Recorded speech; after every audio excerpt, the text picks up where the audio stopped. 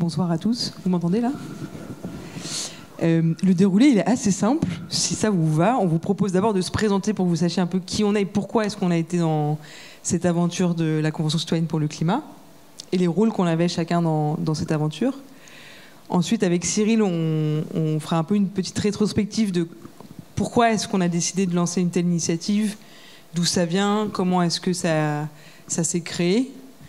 Et puis ensuite, on laissera Sylvain vous dire le plus intéressant, enfin en tout cas à mon sens, c'est-à-dire quel est le vécu d'un des citoyens de la Convention pendant ces 9 mois de boulot intense. Et puis après, on vous propose tout simplement de faire ce qu'on appelle une conférence inversée, c'est-à-dire que vous nous posez les questions ou des remarques. Vous avez le droit Ou vous nous racontez par exemple ce que vous avez perçu de la Convention citoyenne depuis votre poste d'observation de citoyens et de citoyennes. Ça peut être intéressant. Ça peut être des coups de gueule, ça peut être des coups de cœur, ça peut être un peu tout. De toute façon, on est dans un format assez intimiste, donc n'hésitez pas. Et je vais laisser la parole à Sylvain pour que tu te présentes en premier, parce que tu es un peu le personnage principal. Bonsoir. Alors, donc, Enfin, le personnage principal, en tout cas, le personnage principal, c'est la Convention citoyenne pour le climat et les 150. Donc, le contexte, vous le redonnerez, mais en ce qui me concerne, donc j'ai été tiré au sort parmi 150 personnes dans le cadre de cette initiative pour laquelle le mandat du président de la République était de réduire de 40% les gaz à effet de serre d'ici 2030. En proposant à des citoyens de s'exprimer et de donner des recommandations. Donc j'ai été tiré au sort et j'étais le numéro 66. On va raconter après, je m'en souviens de ce numéro, et comment ça s'est passé dans le cadre en fait, d'un tirage au sort qui était panélisé puisqu'on était représentatif de la population, donc des agriculteurs, des ouvriers, 49% d'hommes, 51% de femmes, des publicitaires chauves parisiens, et voilà, donc on vous raconte après. Mais architecte, qu'est-ce que tu faisais dans la vie Moi j'ai été agriculteur à Rouen. Non, en fait je faisais partie donc des... il y avait le niveau de diplôme, il y avait la provenance géographique, donc moi je devais faire partie des moins de 20 ans parisiens. Voilà. Il cache bien son jeu. Hein. Donc moi, je m'appelle Mathilde. Pour accompagner les 150 dans leurs travaux, je faisais partie de ce qu'on appelle le comité de gouvernance de la Convention citoyenne pour le climat. C'est un mot ronronnant pour tout simplement dire un groupe de gens avec des gens qui sont experts sur la question climatique, des gens qui sont plutôt experts sur la question de la démocratie participative et des gens plus experts sur les questions de la justice sociale, qui étaient là pour une chose, faire en sorte que les 150 puissent travailler correctement. Donc c'était prévoir les différentes sessions, la courbe d'apprentissage, leur mettre à disposition les intervenants dont ils avaient besoin pour avancer dans leurs réflexions, dans leurs délibérations. C'est finalement s'occuper presque de la forme, alors qu'eux étaient les décisionnaires sur le fond. Et initialement, moi, je suis une militante pour le climat, j'ai 31 ans maintenant, à l'époque j'étais un peu plus jeune, j'ai fêté mes 30 ans avec les amis de la Convention. Et j'ai marché pour le climat, j'ai soutenu les plus jeunes qui ont fait grève pour le climat, j'ai participé avec d'autres à soutenir le recours en justice de l'affaire du siècle, qui attaquait l'État pour une action climatique. Et j'avais ce sentiment de tout essayer, de voir l'urgence continuer et que rien ne se passe véritablement sur les questions climatiques. Et j'ai aussi participé à la COP21 du côté du gouvernement, où j'ai beaucoup appris. Et à la fin de cet exercice, je me suis dit, c'est chouette l'accord de Paris, c'est une vraie avancée, tout le monde qualifie cet accord d'historique. Et en même temps, il nous met sur une trajectoire à 3 degrés Celsius, à condition que les États tiennent leurs engagements. Et donc ce sentiment qu'il y a quand même beaucoup de choses qui dépendent des États-nations, de ce qu'on tient ou pas nos engagements au niveau de l'État. Et quand on regarde la tronche de nos démocraties, on se rend bien compte qu'elles ne sont pas outillées pour gérer la complexité des enjeux de long terme, des enjeux environnementaux, parce qu'elles n'ont pas été conçues pour prendre en compte ces enjeux-là. Et donc ça fait maintenant 5 ans que je suis, en parallèle de mon activisme pour le climat, engagée sur les questions de démocratie, notamment au sein d'une association qui s'appelle Démocratie ouverte. Et quand les Gilets jaunes ont émergé, je faisais partie, avec les copains de Démocratie ouverte, de celles et ceux qui allaient à la rencontre des Gilets jaunes sur les ronds-points, des femmes en jaune aussi beaucoup, Et c'est comme ça qu'on a fait le lien, et j'y reviendrai, entre des Gilets jaunes, des militants climat, des acteurs d'innovation démocratique, qu'on créé le collectif des Gilets citoyens, qui est ensuite petit à petit donné naissance à la Convention. Cyril, je ne sais pas si on te présente encore, mais t'es qui? J'ai 43 ans maintenant, 2 enfants. Je suis marié depuis 23 ans. Non, je fais plein de trucs. Je suis réalisateur, je suis écrivain, j'ai été effectivement longtemps militant écolo, j'ai participé à créer un mouvement qui s'appelle Colibri en 2006. Et dans cette initiative, en fait, c'est moi qui suis allé voir Emmanuel Macron. Je me suis retrouvé à rencontrer Emmanuel Macron et reprenant la proposition que les Gilets citoyens avaient formulée, je lui ai fait la proposition d'organiser une assemblée citoyenne tirée au sort. Et ensuite, on m'a proposé d'être président du comité de gouvernance. J'ai dit non. Après, on m'a proposé d'être coprésident. J'ai dit non. Et donc, finalement, on m'a proposé d'être garant, ce qui prenait moins de temps et ce qui était moins exposé. Donc ça, j'ai dit oui. Voilà ce que j'ai fait dans cette histoire. Et garant, ça consiste à nous taper sur les doigts, à nous, comité de gouvernance, si on fait des bêtises, c'est-à-dire que ça ne permet pas la neutralité du travail pour les 150. Mais aussi... L'idée, c'était effectivement de permettre que tout se déroule de la meilleure façon qui soit, c'est-à-dire que les citoyens et les citoyennes qui travaillaient ne soient pas influencés, ni d'un côté ni de l'autre, qu'ils aient toutes les conditions nécessaires pour faire leur travail tel que le dispositif a été imaginé. Et puis, c'était aussi faire en sorte que l'exécutif, et particulièrement Emmanuel Macron, respecte le contrat de son côté, ce qu'il n'a pas fait. Voilà. Et est-ce que tu peux rappeler pourquoi est-ce que tu t'es embarqué dans cette aventure et pourquoi quand on te vient de voir avec les Gilets citoyens et qu'on passe la lettre ouverte qu'on avait écrite, ça te parle? Pourquoi est-ce que un tel processus d'assemblée citoyenne tiré au sort, ça te parle? D'où ça vient? Il y avait déjà eu des idées de votre côté, du côté des Colibris? Quand on avait, pour la campagne présidentielle de 2012, quand je dirigeais Colibri, on avait fait toute une sorte de programme politique alternatif qui s'appelait le plan des Colibris, dans lequel il y avait un volet démocratique où il y avait déjà la question du tirage au sort, la question du référendum d'initiative citoyenne, la possibilité d'avoir une assemblée qui traite du long terme. Donc moi, ces sujets-là m'intéressent beaucoup depuis longtemps, par tropisme, parce que je m'intéresse à la politique, mon père aussi. Mon père était attaché parlementaire de Mitterrand. À l'époque, mon grand-père était un ami d'enfance de Mitterrand à l'école. On apprend des choses ce soir. Mais oui. Et parce que très rapidement, dans le cadre de mon militantisme, j'ai bien vu que c'était un nœud, et que si on ne parvenait pas à mettre en œuvre des politiques très ambitieuses sur la question climatique, c'était parce qu'il y avait un problème démocratique.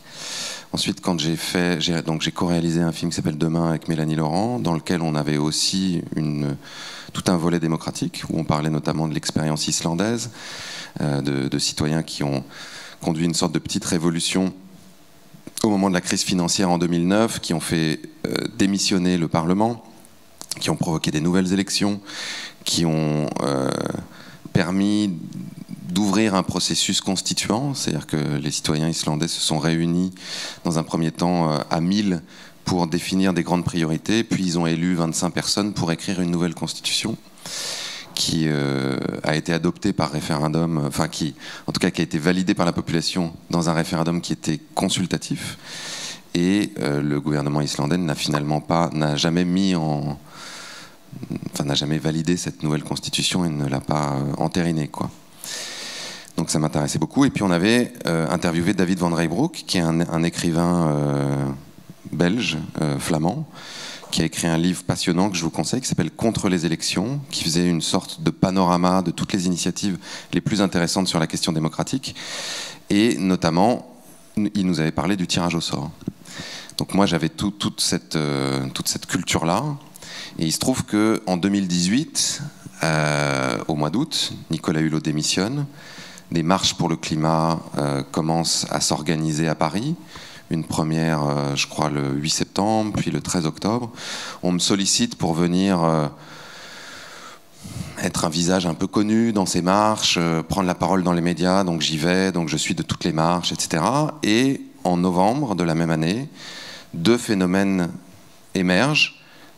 Les grèves pour le climat des jeunes, donc avec Greta, et tout un mouvement qui commence à se structurer, et les gilets jaunes. Et moment un peu marrant, je vais à une conférence, enfin je dois aller à une conférence, je crois que c'était à Orléans, quelque chose comme ça, au mois de décembre. Il y a une grève de train, donc je suis contraint d'y aller en voiture. Donc je vais en voiture à Orléans, je reviens, et sur le chemin du retour, je me retrouve sur un rond-point, tout seul, et je me fais bloquer par des gilets jaunes. Et donc je suis tout seul dans ma voiture, et donc je regarde derrière, je dis, puis à un moment je baisse ma vitre et je dis au gars, excusez-moi, mais enfin je suis tout seul, quoi. Donc peut-être ça sert à rien de me bloquer tout seul sur ce rond-point. Je suis pas sûr que ça fasse la démonstration de quoi que ce soit. Et il me dit, si, parce que ça te fait réfléchir, et peut-être que quand tu auras bien réfléchi, bah après tu viendras avec nous, les gilets jaunes. Je dis, bah écoute, je vais te proposer de réfléchir aussi. Et puis peut-être toi tu vas réfléchir, puis tu vas venir avec nous aux marches pour le climat. Parce que c'est bien gentil tout ça, mais nous aussi on est engagés dans des trucs, etc. Et donc on s'engraine un peu, et puis après on se réconcilie, on se parle. Et je rentre chez moi, et je me dis, mais il faut faire quelque chose ensemble. Finalement, ce qui fait que ces gens sont sur les ronds-points, et ce qui fait que les jeunes sont dans la rue, et les moins jeunes pour le climat, c'est une cause commune qui est ce modèle économique qui considère que les humains et les écosystèmes sont des variables d'ajustement. Donc je fais une tribune dans l'IB, je crois le 4 décembre ou le 9 décembre, j'en sais rien, pour appeler les gilets jaunes à venir marcher avec nous pour le climat. Et pour appeler justement ces deux mouvements à se rapprocher.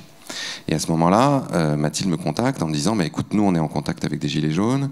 Elle me fait rencontrer Priscilla Ludowski qui avait fait la pétition qui est à l'origine du mouvement sur le prix des carburants. On se parle, on fait une interview croisée avec Le Parisien et tout ça. Et Mathilde me dit au mois de janvier, écoute, voilà, on a réfléchi, on voit bien que cette histoire du grand débat que Macron a sorti du chapeau pour être une réponse au mouvement des Gilets jaunes, c'est quand même le service minimum en termes de démocratie. Parce que si vous avez eu l'occasion de regarder le grand débat sur BFM pendant des heures, en fait, il y avait surtout Emmanuel Macron qui parlait et les gens qui écoutaient, qui avaient peut-être l'occasion de poser une question de temps en temps. Et on se disait, mais c'est pas ça. Enfin, ce qu'on imagine nous comme étant un progrès démocratique, c'est pas ça. Donc Mathilde me dit, écoute, avec un collectif, on a élaboré une proposition qui est de faire une assemblée citoyenne tirée au sort qui travaillerait sur les trois grands enjeux qui nous semblent émerger de cette crise, que sont l'enjeu démocratique, puisque très rapidement dans le mouvement des Gilets jaunes, la question du référendum d'initiative citoyenne a émergé, la question climatique et la question de la justice sociale. Et de façon un peu consécutive, une autre initiative s'est montée, c'était vraiment un moment où ça fleurissait un peu partout, qui était l'affaire du siècle, qui était l'idée on va attaquer l'État en justice pour inaction face au changement climatique. Ça faisait quelques mois qu'on travaillait sur cette idée, depuis... on avait commencé à en parler au printemps, et en se disant, tiens, attaquer l'État en justice, c'est un truc qui pourrait plaire aux Français, ça. Ce côté un petit peu frondeur... Et ça pourrait être l'occasion d'unir nos forces entre des ONG, des personnalités publiques, des citoyens, des artistes, etc. Et de voir ce qui se passerait si on mettait toutes nos forces en commun. Et il se trouve qu'on lance cette initiative et il y a 2 300 000 personnes qui signent en l'espace d'un mois, je crois. On est invité sur France Inter avec Marion Cotillard, qui était un autre visage de l'initiative, pour en parler. Et donc on dit du mal de la politique climatique d'Emmanuel Macron, plus ou moins. Et donc il a dû y avoir un voyant qui s'est allumé, je pense, dans le cabinet d'Emmanuel Macron. Attention, l'actrice française la plus connue du monde est en train de dire du mal de notre politique climatique. Et donc quelques semaines plus tard, Marion reçoit, peut-être 15 jours après, Marion reçoit un texto, et elle m'appelle, et elle me dit « Est-ce que toi aussi tu as reçu le texto de Macron ?» Je dis non. Je ne reçois pas de texto de Macron, enfin pas régulièrement en tout cas. Et elle me dit ah bon, mais alors est-ce que tu crois que c'est le vrai? Je dis j'en sais rien. Est-ce que tu as beaucoup de copains qui pourraient t'envoyer un texto signé Macron? Elle me dit mais j'en ai plein. Donc je dis bah lis-le-moi. Donc elle me lit le texto et je dis ah je pense que c'est le vrai. Ça ressemble quand même au langage diplomatique habituel. Donc je lui écris une réponse qu'elle lui envoie et quelques semaines plus tard, il l'invite à l'Élysée en lui disant en fait on va vous expliquer tout ce qu'on fait de génial pour le climat. Elle dit qu'elle veut pas y aller toute seule, qu'elle veut y aller avec moi, donc on y va. On dit qu'on veut que ça soit une rencontre privée, pour pas que... Une rencontre privée, ça veut dire que c'est pas inscrit à l'agenda officiel. Et donc, ils nous disent OK. 15 minutes avant le rendez-vous, ils nous demandent de le rendre public. Donc on dit, bah, si c'est ça, on vient pas. Donc ils disent, bon, OK, c'est privé, et hop, on y va. C'est pour vous dire que c'est une sorte de rapport de force permanent, quoi. Et arrivé dans le bureau d'Emmanuel Macron, moi je m'étais dit qu'est-ce que je vais bien... Enfin, moi j'avais envie d'y aller pour voir un peu l'animal, quoi. C'est ça qui m'intéressait. Voir un peu comment il réfléchissait, s'il avait vraiment conscience de ce qui se passait ou non. Et donc j'avais, au-delà de cet intérêt anthropologique, on va dire, je m'étais posé la question de savoir ce qui pourrait être utile à la cause. Parce que si c'était juste pour qu'ils nous disent « Ah oui, super, bon, je vais faire 2-3 trucs », c'était nul. Donc, à un moment, je me suis dit, bah, la chose la plus puissante qu'on pourrait lui proposer, c'est de faire ça, c'est de faire cette assemblée citoyenne tirée au sort. Et j'avais préparé, je ne vais pas tout vous raconter, parce que sinon je vais tenir le crachoir tout le temps, mais j'aime bien cette histoire, donc je suis en train de me perdre dedans, mais j'avais préparé tout un argumentaire qui était supposé l'acculer un peu. C'est-à-dire que théoriquement, si je déroulais bien mon truc, au moment où je lui proposais ça, il n'y avait pas vraiment d'autre solution. En gros,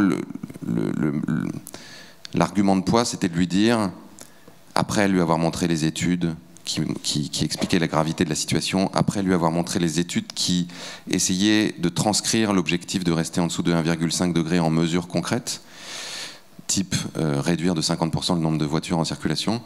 Donc il commençait à s'affaisser un peu sur sa chaise. Je disais, alors... l'autre solution, c'est comme il ne faudrait pas trop prendre l'avion, le cabinet qui a fait cette étude propose qu'on fasse une tombola. Et donc il y aurait 500 000 billets d'avion chaque année. Et on fait un tirage au sort et on voit qui peut prendre l'avion.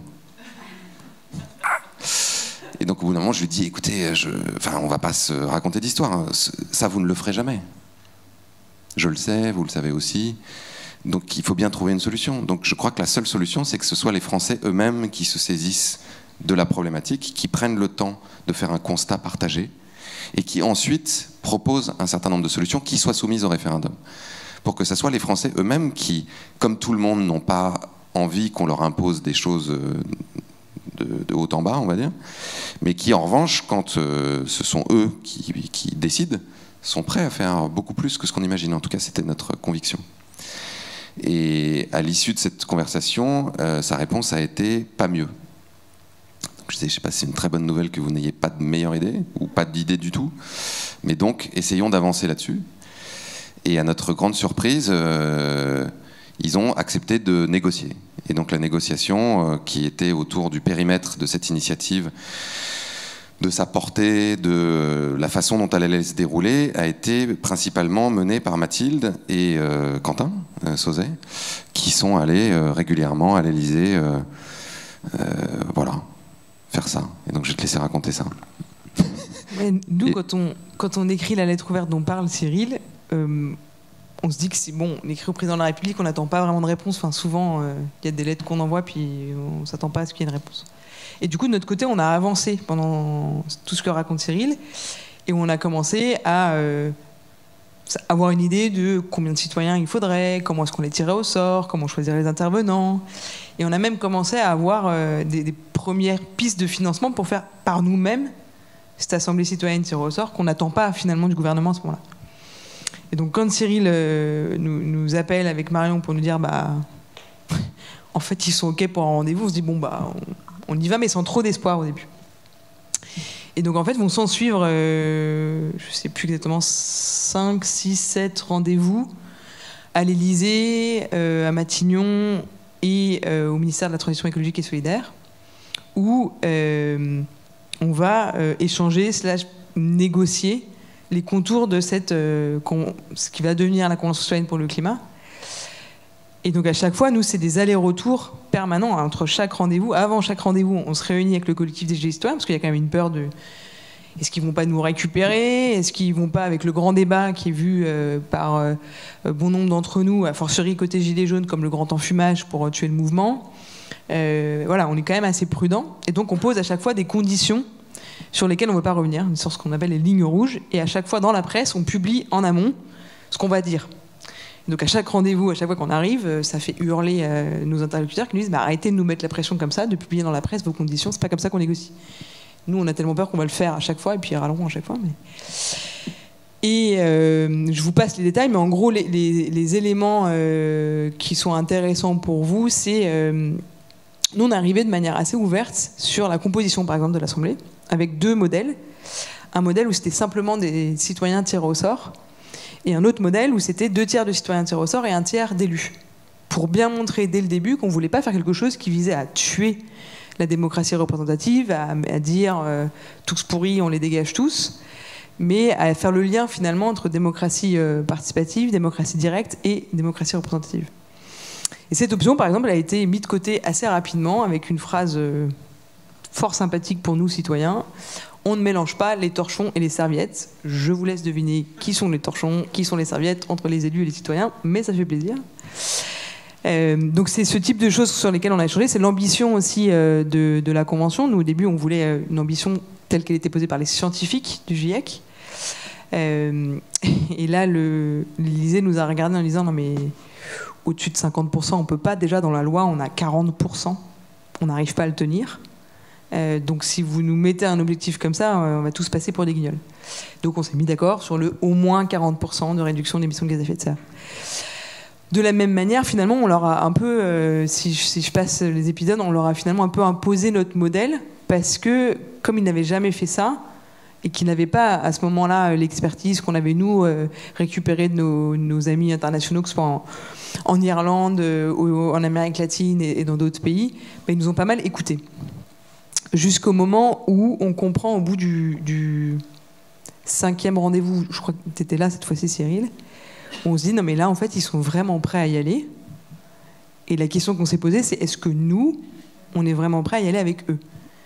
C'est au moment où on sort quand même de la période des Gilets jaunes avec des violences policières très fortes et qui ont même touché d'ailleurs le mouvement climat, parce qu'il y a eu des gazages assez forts de jeunes pour le climat quelques jours avant, et donc on se pose et on se dit bon, est-ce qu'on veut vraiment y aller, et donc on décide de tester avant de dire, parce qu'ils viennent nous proposer Cyril Garand et moi en tant que membre du comité de gouvernance. Et donc on teste notre liberté d'expression, notamment toi Cyril, tu veux raconter un peu l'anecdote? Non mais parce qu'à ce moment-là, effectivement, il y a des militants climat totalement pacifiques de Extinction Rebellion qui étaient sur le pont de Sully, assis par terre, et qui se sont fait gazer à bout portant dans les yeux, etc. Et donc je décide à ce moment-là, parce qu'il Brune Poirson m'avait proposé pour recevoir l'ordre du mérite. J'avais rien fait, enfin j'avais les papiers chez moi, et je me suis dit, tiens, c'est peut-être une occasion d'en faire quelque chose. Et donc je dis publiquement dans la presse que je décide de refuser l'ordre du mérite en réponse aux violences policières, à la fois contre les militants climat, mais de façon générale, avec les Gilets jaunes. Et là, donc, j'ai le conseiller spécial d'Emmanuel Macron qui m'appelle, là, Grandjean, pour me dire « Oui, bon, on a vu votre histoire, là, votre médaille, on s'en occupe. C'est bon, on s'en occupe. Non, mais c'est vrai, ça a été disproportionné. Bon, mais on s'en occupe. » Et donc, on se dit « Bon, alors, ils sont carrément prêts à ce que, publiquement, on continue à dire que ils exercent des violences policières, que c'est insupportable, que on se désolidarise totalement d'eux, mais à continuer à poursuivre cette initiative avec nous, en tout cas là, en l'occurrence avec moi.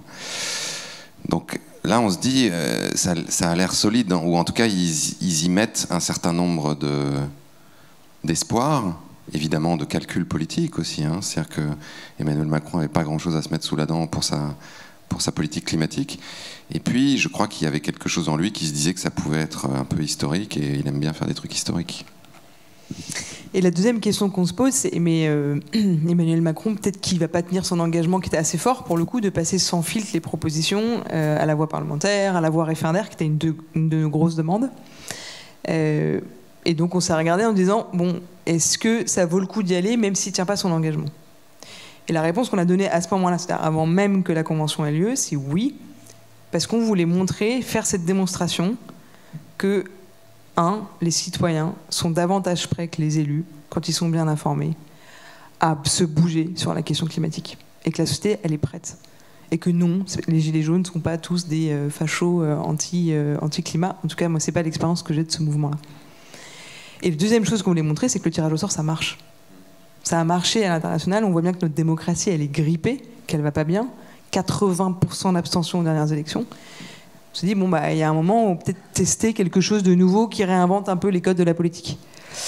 Et donc, on a dit, bon, bah, on le tente, et au pire, au mieux, il tient sa promesse. Au pire, on a fait cette démonstration que le tirage au sort, ça fonctionne.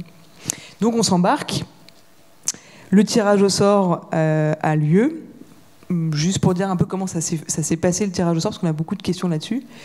C'est donc l'Institut de sondage Harris qui va générer aléatoirement, avec un ordinateur, évidemment tout ça sous le contrôle d'un huissier, des centaines de milliers de numéros de téléphone.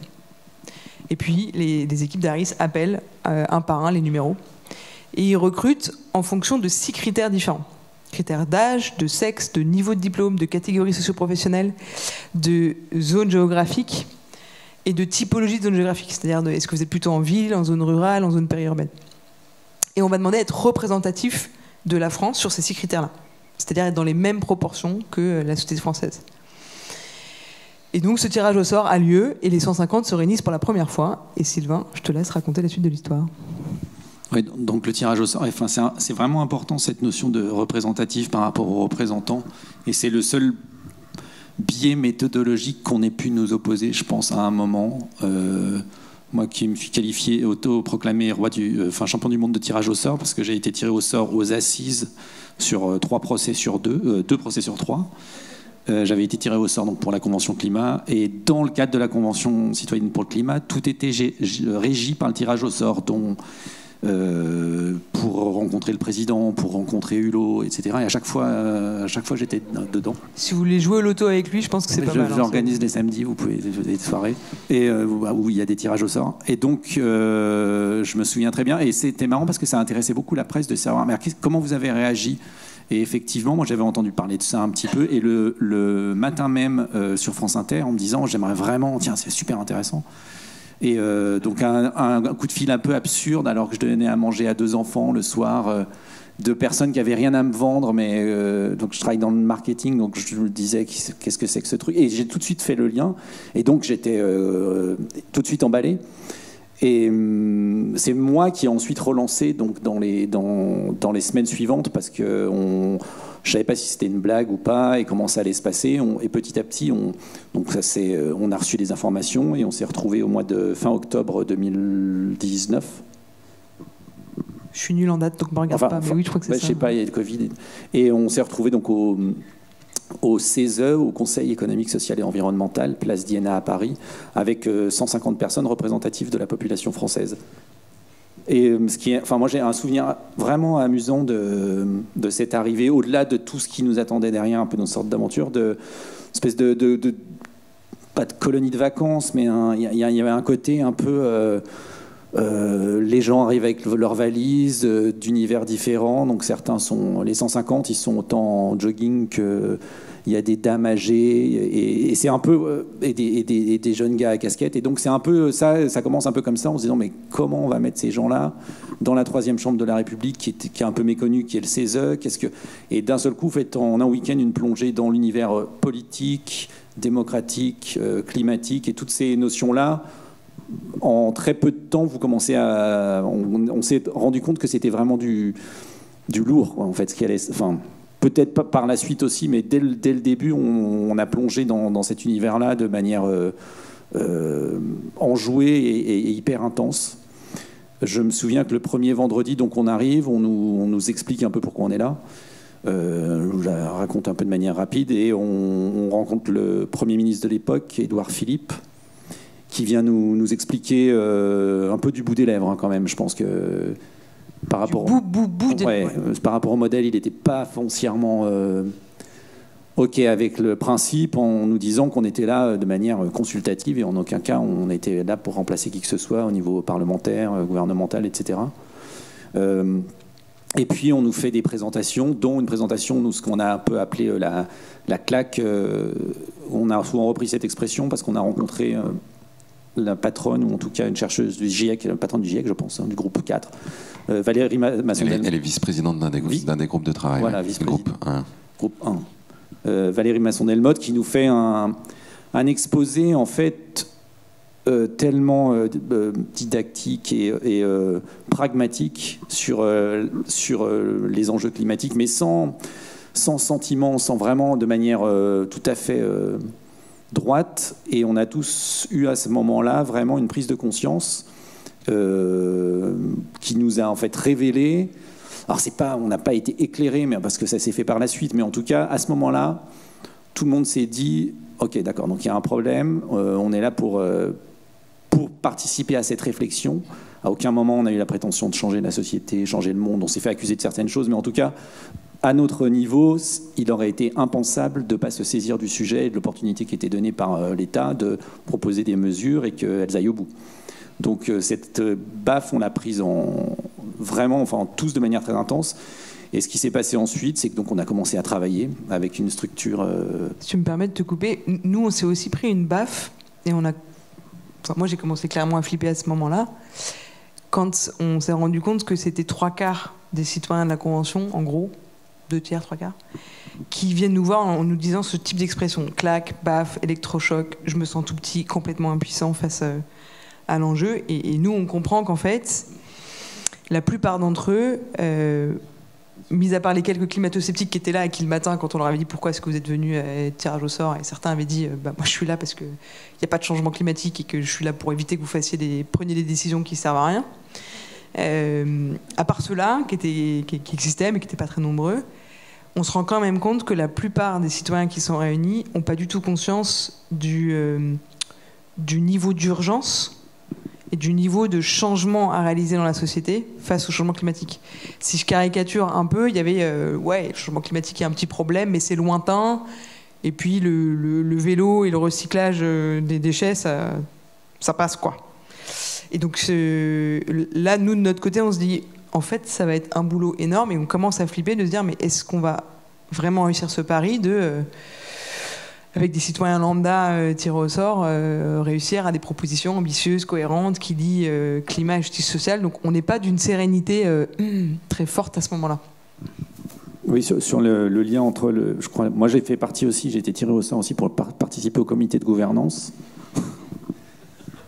Oui, tout le temps. Hein. Et donc, en fait, c'est la Convention citoyenne, je pense quand même, autant que même à l'Élysée, tout le monde a avancé, j'ai l'impression, en même temps, en apprenant en même temps, et que tout n'était pas écrit d'avance, mais qu'il y a eu des coups de flip un peu dans tous les coins, parce que le camion va commencer à avancer et que tout n'était pas prévu.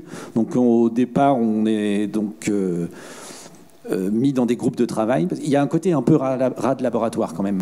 Vous arrivez, il y a de la presse partout, il y a des gens connus du comité de gouvernance qui viennent, Thierry Pêche, Laurence Tubiana, etc. Et puis des chercheurs, je crois qu'il y a une trentaine de chercheurs qui ne disent rien, qui sont là, des sociaux, psychos, je ne sais pas, et qui notent tout ce que vos remarques, vos façons de travailler ensemble.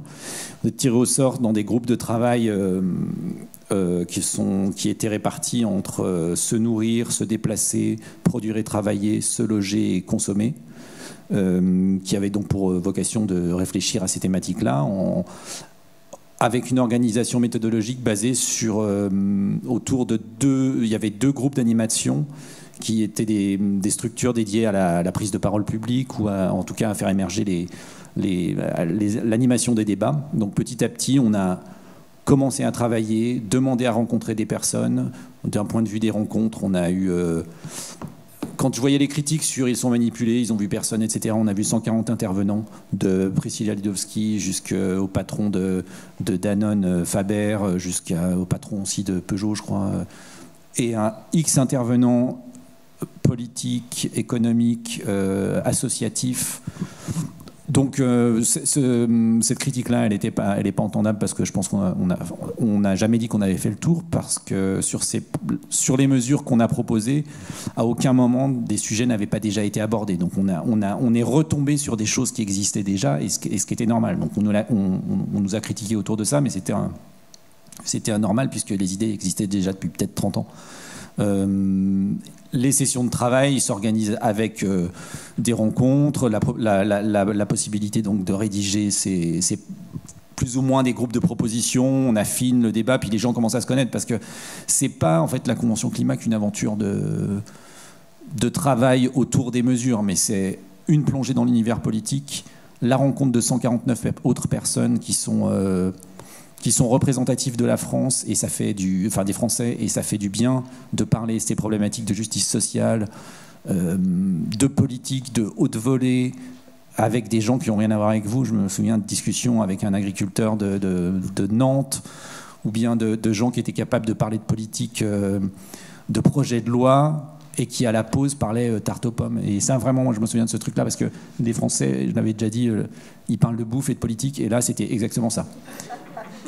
C'était qu'à la pause, tiens, il y a un côté chez les 150, c'est à chaque week-end, petit à petit, c'est un peu comme à Noël, le cousin machin n'a pas pu venir, non, il boit trop, tu sais. Et puis, il y a un peu cet aspect-là où en fait, on surfe entre. Vous avez reçu le courrier du Premier ministre, ou bien sur Twitter, je l'avais pris une capture d'écran où c'était marqué Jean Castex vous suit. Ça m'avait complètement. Je me dis d'accord. Et donc on va jusque là. Autant qu'on est donc des citoyens lambda, des gens avec des valises qui en fait proposent des mesures, et dans le cadre de la justice sociale, et plus, à un moment on nous a critiqué sur le fait que ce soit le café du commerce, etc. Oui et non, mais surtout non, parce que tout était documenté. Il y a des fact-checkers, il y a des groupes de travail qui sont alimentés par, qui sont gérés aussi avec j'ai oublié le nom, le groupe d'appui, énormément de personnes qui sont là pour appuyer, recouper les informations, répondre à toutes vos questions, et donc faire des mesures petit à petit qui, dans le cadre de la justice sociale, ou en tout cas, sont effectivement dans le cadre de la réflexion du citoyen lambda, vous et moi, qui va dire on va mettre une taxe sur les SUV, ok, ou sur les grosses voitures, oui, mais mon oncle qui a une famille de 4 personnes, comment est-ce qu'il va faire? Donc on va exclure les familles nombreuses. En fait, toutes ces mesures sont réfléchies un peu sous cet angle-là, pour avoir quand même un niveau d'acceptabilité qu'on a partagé entre nous. Et preuve en est, sur l'arrivée des mesures, on a obtenu un consensus qui était assez remarquable, moi j'ai trouvé. C'est qu'on est tous à force de débats, d'échanges, de prise en compte de la problématique, et aussi bien du quotidien de chacun, tout autant que de la problématique climatique à plus grande échelle, on est arrivé à des mesures sur lesquels on était tous d'accord. C'est-à-dire que même le commercial qui faisait Paris-Bordeaux, qui était contre une mesure qui était un peu phare du 110 km/h sur l'autoroute, qui était contre au départ, finalement a testé lui-même, est devenu un des fervents défenseurs de cette mesure, parce que les débats entre nous, son expérience, etc., avaient prouvé que ça valait le coup d'y aller. Donc toute l'aventure de la Convention Climat, elle se déroule un peu comme ça, sur cet aspect expérimental, mais franchement bordé d'un point de vue méthodologique, pour ensuite arriver, on raconte après la suite. Peut-être pour vous expliquer comment est-ce qu'on choisissait les intervenants et le rôle de chaque session. Donc les intervenants, la première session, c'est nous, comité de gouvernance, qui avons choisi. Quand je dis nous, dans le comité de gouvernance, je suis clairement la plus radicale sur les questions climat. On n'a pas fait un truc avec des scientifiques pur jus très neutres, parce que la neutralité n'existe pas. Donc on a essayé d'équilibrer au sein du comité de gouvernance. Donc moi j'étais la plus radicale. Il y avait aussi quelqu'un du MEDEF pour contrebalancer. Je ne vous fais pas la liste de toutes les personnes, mais elle est disponible. Et donc la première session, c'est nous qui avons choisi. C'est pour ça qu'il y avait 2 intervenants, le Premier ministre et Valérie Masson-Delmotte du GIEC. On disait, ces 2 intervenants-là, a priori, personne ne pourra nous taper dessus de les mettre devant les 150, puisque les scientifiques du GIEC, c'est maintenant la reconnaissance de ce que disent les scientifiques du monde entier. Et puis bon, le Premier ministre, on l'a choisi. Il est venu, quoi. Les autres sessions, à la fin de chaque session, c'est les citoyens qui nous disaient voilà, nous, maintenant, on a besoin de tel profil de personnes, ou alors vous nous donniez les noms directement, pour pouvoir avancer dans notre réflexion et pouvoir continuer à mouliner nos propositions.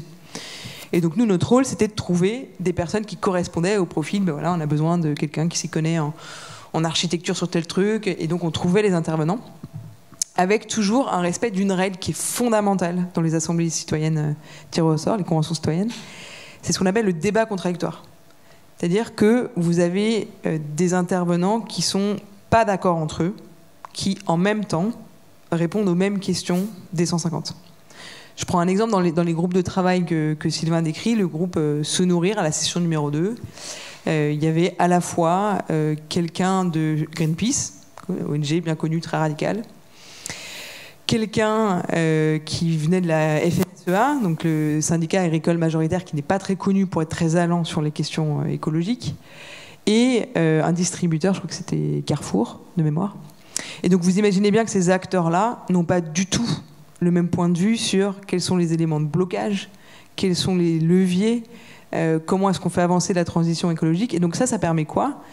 Ça permet aux citoyens déjà de ne pas se faire bourrer le crâne par un intervenant qui viendrait tout seul et qui leur dirait leur vérité, et d'avoir du contradictoire, des avis différents. Et puis de comprendre la complexité de l'enjeu. C'est quoi ? Qu'est-ce qui fait que Carrefour, ça bloque ? Qu'est-ce qui fait que pour les agriculteurs, ça bloque ? Pourquoi Greenpeace râle et dit que ça ne va pas assez vite ? Et donc d'aller dans la nuance finalement et de comprendre les freins de chacun des acteurs. Donc ça, c'est vraiment fondamental. Et il y a eu beaucoup d'intervenants pendant les 3-4 premières sessions pour qu'il y ait un maximum d'informations en contradictoire qui puissent être à votre disposition, aux dispositions des 150. Et ensuite, il y a eu beaucoup plus de délibérations entre vous, parfois houleuses, parfois moins houleuses. Et donc, les sessions étaient conçues comme ça. Donc, la première, c'était vraiment le diagnostic scientifique. La deuxième, c'était sur qu'est-ce qui bloque, qu'est-ce qui fait que ça ne marche pas. La troisième, c'était le début des solutions et des propositions. Puis quatrième, cinquième, sixième, c'était vraiment la délibération entre les 150 jusqu'à la septième, qui a été celle avec les propositions. Peut-être tu veux nous faire un retour sur cette session-là ? Alors, donc, comme Mathilde le décrivait, donc, tous ces travaux, il y a vraiment l'aventure humaine des 150 qui s'affine et au-delà même de la Convention, la plongée dans l'univers politique. Moi, c'est quelque chose qui, d'un seul coup, on découvre que... Alors là, c'est parce que c'est un univers particulier, on est tiré au sort, etc. Mais on s'est plongé dans la chose politique de manière... Enfin, moi, personnellement, et beaucoup d'autres, à se retrouver à regarder la chaîne parlementaire le soir, Public Sénat, à faire des trucs assez dingues qui nous ont nourris tout au long du travail, donc et la politique et aussi donc les mesures.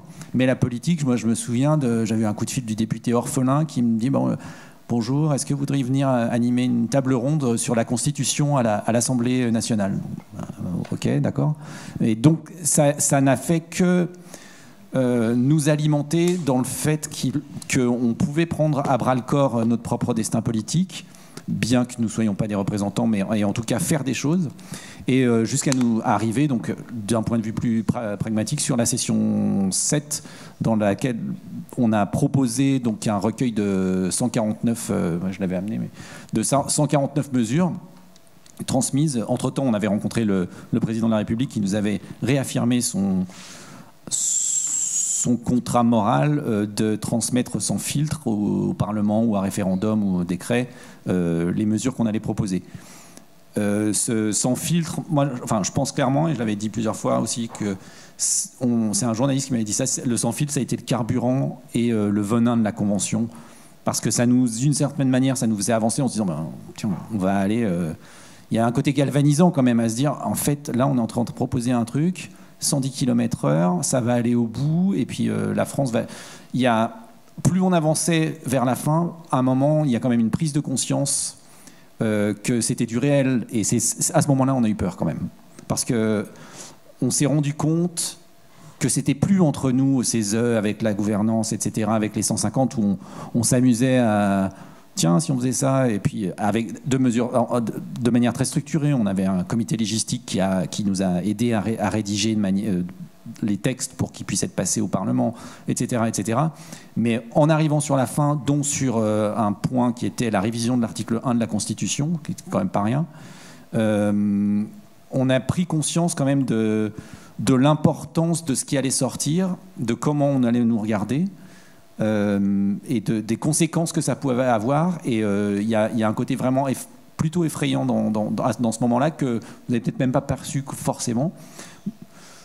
Si, vous avez vu avoir peur. Hein. Et malheureusement, oui, justement, on est tombé dans un rôle où nous-mêmes, qui n'avions pas d'agenda politique, qui n'avions en théorie peur de rien parce que nos noms étaient cachés si on le souhaitait, on pouvait proposer ce qu'on voulait, on s'est retrouvé dans une situation où on a pris petit à petit le rôle des politiques en se disant à l'extérieur ils vont pas comprendre. Il y a un film qui était où et on a commencé à se dire non mais ça va rester entre nous et donc on a fait exactement d'une certaine manière, ça c'est peut-être le bémol, ce qui se fait sur les assemblées au Sénat, à l'Assemblée et au Sénat. Donc ça c'est quand même quelque chose de dommageable, mais dans le temps il était naturel que finalement on commence l'expérience de 150 personnes comme ça, les agendas ressortent, à un moment ça devient très compliqué et très lourd. Donc on propose au président Macron, enfin en tout cas on remet à la ministre de l'époque Elisabeth Borne un rapport de 149 propositions toutes détaillées ou des grandes idées sur des sujets, mais quelque chose de très solide. Et puis il nous reçoit à l'Élysée quelques mois plus tard, je crois, quelques semaines plus tard, pour nous remercier. Donc on est encore très copains à ce moment-là. Non mais tout le monde se tape, enfin en tout cas il n'y a pas de loup, et il y a deux versions. Soit la convention, selon moi, aurait dû s'arrêter là en posant des recommandations et en disant voilà, cette trajectoire qu'on dessine, pas pour la France de demain, mais en tout cas nous, on est allé au bout de débats, on a pratiqué le consensus de manière assez ferme, on est arrivé à des conclusions qui sont celles-ci, on reviendra pas dessus, on vous le propose. Et vous en faites ce que soit vous faites ce que vous avez promis de faire, vous le passez comme ça. Qui plus est que le président soit sans filtre par rapport à l'Assemblée nationale, c'est quand même un des principes de la Ve République, et je vois pas en quoi il est là pour filtrer quoi que ce soit. Mais en tout cas, on aurait dû s'arrêter là, sauf qu'on a été peut-être trop curieux, puisque le président nous a demandé de participer au suivi de la mise en place de ces mesures. Et c'est là où il y a un biais peut-être. Évidemment, nous, on était très contents de le faire parce qu'on était curieux, et donc on a voulu continuer, et ça a duré presque 8 mois, 9 mois avant la loi climat, de ces travaux, en fait, où on était associés, mais associés peut-être d'une manière un peu particulière, parce qu'on n'était pas associés pour négocier. Déjà, négocier avec les gens qu'on avait en face, c'était impensable. On n'est pas le gabarit pour négocier avec le MEDEF, avec les cabinets d'audit, etc. Donc en fait, on est plutôt venu nous expliquer pourquoi on ne pouvait pas faire des choses et comment on pouvait atterrir sur un résultat de la Convention qui soit acceptable pour nous. Parce que si on veut sortir content de l'exercice, moi je peux sortir content. Les gens qui me disent c'est de la merde, ça ne servait à rien, je leur démontre que oui. Et à l'inverse, des fois, je peux très bien être furieux par rapport à ce qu'on a sorti au final. Donc c'est là où ils ont été très forts sur l'espèce de nivellement de ce qui avait été proposé et de nous associer, en fait, un peu comme si on signait des aveux en nous disant tiens là, aux réunions, vous avez assisté, on a assisté à des trucs où on avait à chaque soirée un ministre qui venait nous expliquer. Dont des inepties du côté de la ministre de la Communication, je me souviens, c'était entièrement faux ce qu'on nous a raconté, mais qui venait nous expliquer pourquoi c'était pas possible, pourquoi ci, pourquoi ça. On est allé à Bercy, on a rencontré un nombre de gens assez phénoménal, jusqu'à ce qu'en fait se mette en place un projet de loi qui n'est pas à la hauteur de l'enjeu et qui techniquement, je crois, on doit arriver à 11% de réduction des gaz à effet de serre, alors que techniquement, en parallèle, l'Europe passait à ce moment-là à un objectif à 55. Donc, je ne veux pas dire que c'est une expérience qui est négative, parce que ce qui gagne, c'est la démocratie et l'aventure humaine qu'on a vécue, la plongée en politique autour de tout ça, et l'envie de faire. Le point négatif, par contre, donc, au-delà de la loi, au-delà du sans-filtre, du président, le manque de courage politique, etc. Si on passe outre ça, moi, ce qui m'a principalement marqué, parce que je faisais sûrement partie des libéraux pro-entreprise, potentiellement un peu centre-droit dans l'hémicycle, enfin, en tout cas, on était tous de tendances politiques peut-être diverses, ou en tout cas, par notre expérience même pro. Donc moi, je m'attelais plutôt à la question des entreprises et comment... parce que c'est ça qui m'intéressait, et de me dire qu'aujourd'hui, il faut arrêter de remettre sur la faute des citoyens toute la journée. Il ne faut plus prendre le train, il ne faut plus faire ci, il ne faut plus faire ça. Mais que je crois que c'est 100 entreprises dans le monde qui génèrent 80% 70 de gaz à effet de serre. Donc c'est les boîtes, c'est les États qui doivent avoir du courage politique. Il faut arrêter d'emmerder les citoyens au quotidien pour leur dire de prendre leur voiture, de prendre le train, alors que quand nous on propose une mesure de réduction de la TVA sur le train et que le lendemain de la remise des mesures, Bruno Le Maire sur BFM ou RMC refuse tout de suite catégoriquement cette mesure, on ne peut pas parler de justice sociale à ce moment-là. Il y a quand même un souci entre ce qu'ils disent être prêts à faire et ce qu'ils veulent faire. Il y a des choix politiques sur lesquels et les entreprises et les États seront obligés de passer. Et malheureusement, donc moi je me suis surtout attelé à ça. Et c'est là où j'ai vu la violence, politique peut-être un peu, mais en tout cas le lobbying. Moi, c'est quelque chose que j'ai trouvé hallucinant. Donc j'étais au MEDEF, j'ai fait un petit déj avec De Bézieux et tout le staff du MEDEF. Ils devaient être assis sur des piles de rapports de cabinets d'audit de EY et compagnie qui avaient démonté ligne par ligne chacun de nos sujets pour ne pas y aller parce que il y a de l'argent en jeu, il y a des parties prenantes, il y a énormément de gens que ça dérangeait. Donc toutes les mesures plutôt acceptables d'un point de vue économique qui sont passées, donc la pédagogie, donc dire dans les écoles on va apprendre aux enfants à être respectueux de l'environnement, où il n'y a pas eu je pense, de mesures suffisamment fortes et contraignantes pour que ça puisse même symboliquement avoir un impact. C'est ça qui me désole. Alors qu'aujourd'hui, moi, je fais partie de ceux qui pensent que les entreprises, c'est à elles de jouer ont un rôle à jouer et de l'argent à gagner, ou en tout cas pas à perdre en y allant. Et malheureusement, quand j'ai vu le poids des lobbies devant l'Assemblée, j'ai trouvé ça complètement presque effrayant.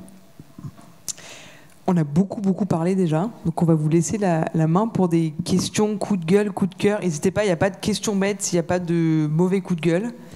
Je ne sais pas si on vous passe le micro, mais on ne vous voit pas très bien, nous, donc n'hésitez pas à parler, vu qu'on n'est pas nombreux, à poser votre question un peu directement, quoi. Il y a plein de questions, donc je les garde en mémoire. Non, c'est bon. Bonjour. Moi, je voulais commencer par un préambule. Je pense que les choses sont ni blanches ni noires. Il faut plutôt regarder le mélange et la confrontation. Je vais prendre un exemple. J'ai signé la pétition sur l'affaire du siècle, mais je n'ai pas participé à la primaire populaire. Donc, on peut avoir un peu de modération dans tout ça. Il y a sûrement eu des violences contre les manifestants. Il y a aussi eu des manifestants qui ont été violents. Donc, ma question, c'est se dire, est-ce que finalement, quand on regarde le degré de prise en compte des mesures proposées par la Convention pour le climat, il y a des sites qui te disent que peut-être il y a 45% quand on prend l'ensemble des textes qui ont été repris, d'autres qui vont dire qu'il y a 20, d'autres qui vont dire qu'il y a 60. C'est presque normal qu'il y ait de la confrontation. D'une certaine façon, le fait qu'il y ait une démocratie représentative, qu'il y ait des corps intermédiaires, qu'il y ait des syndicats, c'est pour permettre à des gens d'affiner leur point de vue et puis de se confronter et d'échanger entre eux. Et j'ai l'impression qu'on part du principe que tout ça a été un échec et que finalement le gouvernement s'est un peu moqué de la Convention citoyenne pour le climat. Mais est-ce que finalement ce n'est pas déjà un énorme progrès qui a été fait de rajouter dans cet ensemble de corps intermédiaires ce corps participatif de citoyens? Et c'est une superbe première étape qui a permis de faire des choses qui sinon n'auraient pas été faites, donc voir le positif de tout ce qui a été fait, et derrière se dire on peut construire là-dessus. Et qu'à contrario dire en fait ça a été un échec total, on s'est fait manipuler, etc. J'ai bien vu ce que tu as dit, Mathilde, tu as dit on sait qu'il y aurait un rapport de force, etc., donc on a essayé de le gérer. Est-ce que finalement le résultat, il est plutôt pas mal par rapport aux attentes initiales d'avoir réussi à aller franchir cette marche-là? Et c'est un peu comme toujours, quand on a franchi une première marche, tant qu'on continue à construire sur cette marche pour continuer à aller une marche plus haut, est-ce que finalement on ne peut pas être content de la dynamique et se dire qu'on peut construire là-dessus plutôt que de retomber dans l'opposition? Et quelque part, c'est un peu comme le jugement majoritaire que tu as utilisé pour la primaire populaire. C'est quelque chose qui élimine les extrêmes et qui permet d'aller vers des points de vue qui sont convergents, vers des gens qui fédèrent les énergies, qui ne sont pas forcément ceux que les gens préfèrent ou ceux que les gens haïssent le plus, mais qui sont ceux qui vont permettre de créer du compromis. Donc, est-ce que vraiment vous pensez qu'il y a eu un raté sur cette capacité à construire et à trouver du compromis, alors qu'on pourrait aussi se dire que finalement, c'était déjà un énorme succès de ce point de vue-là? Je suis de nature optimiste. Ça dépend de quel point de vue on se place. Moi, je regarde du point de vue des scientifiques. C'est assez clair comme diagnostic et partagé par les scientifiques du monde entier aujourd'hui. On a moins de 10 ans pour faire des changements drastiques. Donc on peut se réjouir d'avoir fait 10% de ce que demandait la Convention, qui, pour rappel, n'était même pas sur des objectifs du niveau de la science. On peut. Ou on peut flipper et se dire, oula, c'est quand même pas du tout assez. Et j'essaie de rebondir positivement face à ça, c'est-à-dire que je continue de croire que les propositions de la Convention sont les bonnes. Dans la primaire populaire que vous avez citée, il y a la reprise de l'intégralité des propositions de la Convention, mais de peut-être mettre de côté le président de la République qui n'a pas tenu son engagement et de faire en sorte que d'autres personnes soient élues qui, elles, sont prêtes à faire davantage sur cette question-là. Après, moi, je pense que ça veut dire, enfin, moi, ce que je retiens, et tu l'as dit, Sylvain, à la fin, c'est que notre démocratie est à un niveau de décrépitude que je ne pensais pas. Je dirais pas qu'on n'est plus en démocratie, mais franchement, je me pose la question. On est en tout cas dans une démocratie qui est dans une tendance oligarchique forte. Oligarchique voulant dire que quelques personnes avec beaucoup d'argent ont aujourd'hui le pouvoir par rapport à nos élus ou par rapport à nous citoyens. Et si on reprend la définition de démocratie, normalement, c'est le pouvoir au peuple. Que ce soit par la démocratie directe, comme le proposait la Convention citoyenne, ou que ce soit par la voix de ses représentants. Et là, ce qu'on voit aujourd'hui, c'est que même le sans filtre entre le président de la République et l'Assemblée ne s'est pas fait. Alors que les citoyens avaient dit, nous, on n'est pas contre les élus, on transmet la plupart de nos propositions à l'Assemblée nationale, fera son travail, et peut-être que les élus vont décider de sabrer certaines choses, mais là, c'est même pas ça qui s'est passé. C'est en grande partie des lobbies qui ont pourtant été entendus, un certain nombre d'entre eux étaient présents dans les personnes auditionnées de la Convention citoyenne pour le climat, qui ont dézingué, pardon de poser le mot, mais c'est ça qui s'est passé, dézingué les propositions de la Convention citoyenne pour le climat. Moi, quand je vois ça, et que je vois aujourd'hui que Google fait 35 milliards de bénéfices, alors qu'on est encore dans le Covid, que beaucoup d'entreprises de petite taille se sont cassées la gueule, que beaucoup de gens ont peur d'être au chômage, franchement, je suis désolée de me poser la question de qu'est-ce que ça veut dire sur notre démocratie. Est-ce qu'on ne doit pas, nous, en tant que citoyens, se poser la question et se dire est-ce qu'il n'y a pas d'autre moyen de reprendre le pouvoir? Et je pense que c'est les règles du jeu démocratique qui sont viciées aujourd'hui. Je tape pas sur les personnes, je pense que c'est un rouleau compresseur et que c'est ces règles-là du jeu qu'il faut changer. Et je pense que c'est en lien avec ce que tu disais sur Van Reybrouck et d'autres auteurs. Moi, je suis d'accord avec vous que c'est très positif que la Convention citoyenne ait existé, qu'on ait montré qu'effectivement la démocratie délibérative, le tirage au sort, pouvait vraiment avoir un impact, que les citoyens pouvaient vraiment participer à la décision publique, contrairement à ce que beaucoup d'élus nous ont dit au départ, en considérant que les citoyens n'étaient pas suffisamment formés, qu'ils ne connaissaient pas suffisamment les enjeux et que c'était de la responsabilité des représentants de le faire. Donc on a pu battre un petit peu en brèche cette croyance et faire la démonstration que ça pouvait fonctionner. Donc ça, c'est très positif. Je trouve que c'est très positif qu'il y ait une loi climat qui existe, qui effectivement n'aurait sans doute pas existé si la Convention citoyenne n'avait pas fait ce travail-là. Bon. Ce qui est très problématique, pour moi, c'est plusieurs choses. C'est que la parole publique qui est donnée ne soit pas respectée.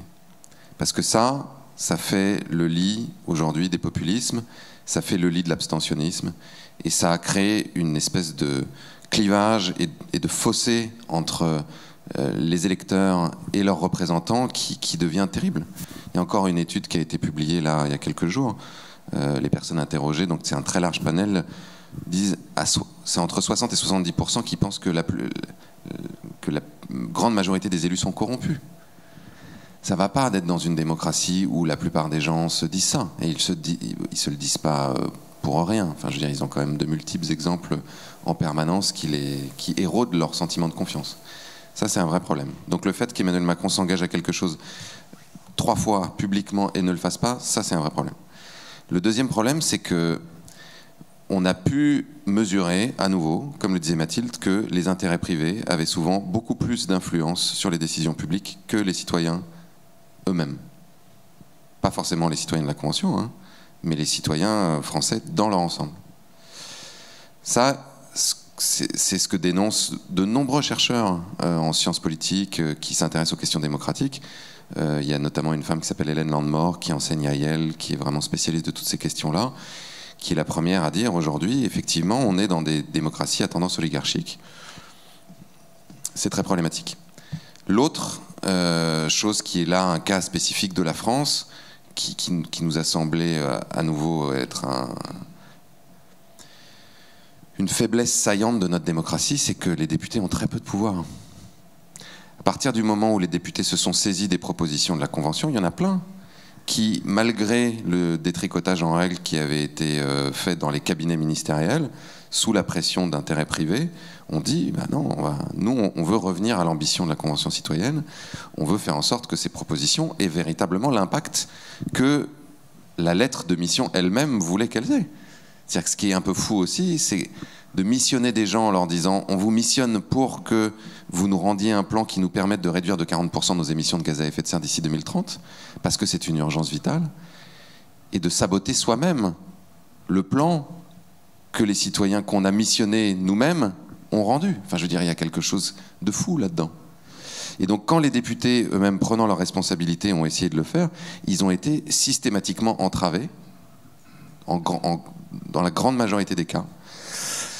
Et ils ont été appelés à se remettre dans le rang.